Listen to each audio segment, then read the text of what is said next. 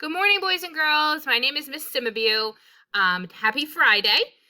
We made it through our very first week of online learning. So I hope that you all had a fabulous week, and we are going to end the week with our story today called First Grade Jitters. So when we are all done reading the story, make sure to log into the morning message folder and answer the discussion board question. Let's get started. Here is our story, First Grade Jitters, by Robert Quackenbush.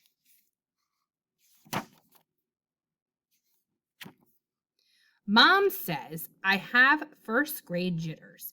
Dad says I'm cranky and not myself. It's not true. I am the same as always. He looks a little bit cranky. I still watch TV. I still draw pictures. I still play with my soldiers. So what if I don't feel like eating?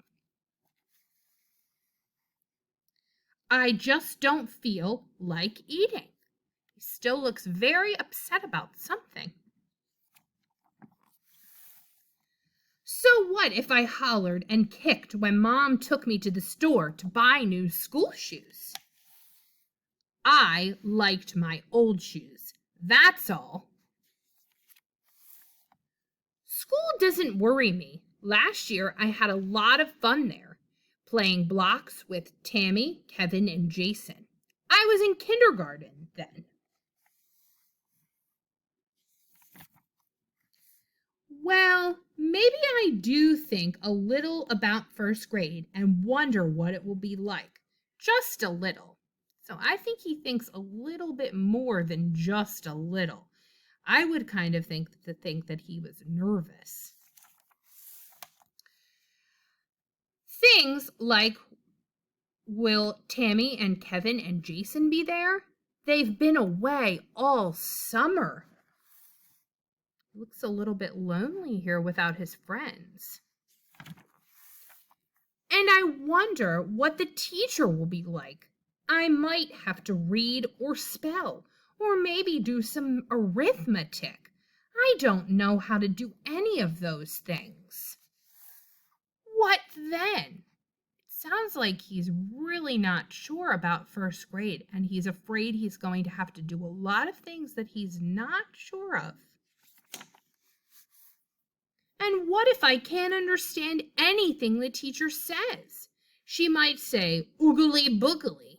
When I ask her what that means, she might answer, mucha cumba zipligo.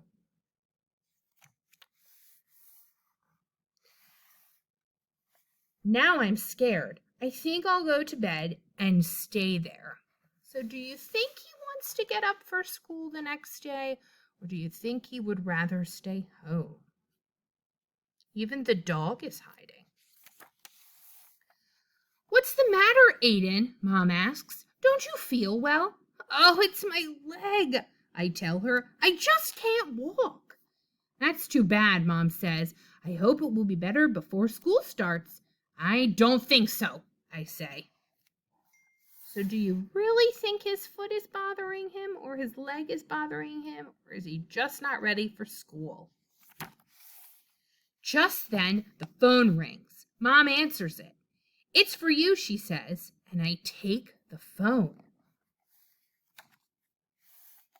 It's Tammy calling. Where have you been all summer? I ask. At my grandpa and grandma's, answers Tammy. Can I come over and play? Tammy comes over and we play with my blocks.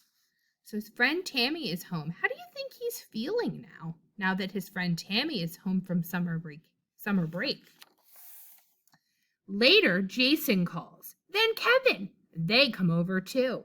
Tammy tells us that she met our teacher today when she was with her mom at the supermarket. Her name is Miss Welsh, says Tammy, and she's so nice. So there's all the friends sitting around in the circle. What do you think they're talking about?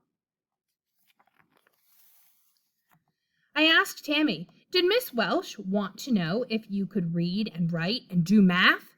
Of course not, silly, answers Tammy. She knows I can't do those things. That's what she's going to be teaching us.